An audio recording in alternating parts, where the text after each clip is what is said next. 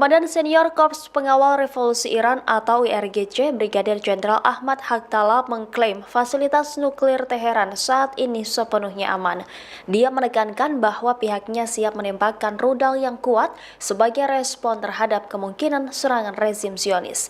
Demikian disampaikan Komandan Unit IRGC yang bertanggung jawab untuk menjaga situs nuklir Iran itu pada Kamis 18 April. Pernyataan ini muncul di tengah ancaman serangan balasan Zionis. Menurut Jenderal Ahmad, ancaman Israel yang akan menyerang fasilitas nuklir Teheran bukanlah hal yang baru. Zionis selama beberapa tahun terakhir telah melakukan tindakan sabotase dan terorisme terhadap industri nuklir Iran. Meski Lembaga Pengawas Nuklir PBB IAEA melarang negara-negara menyerang fasilitas nuklir, Iran selalu siap untuk melawan ancaman tersebut.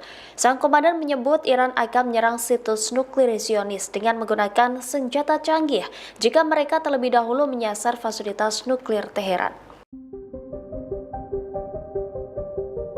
Download Tribun X sekarang, menghadirkan lokal menjadi Indonesia.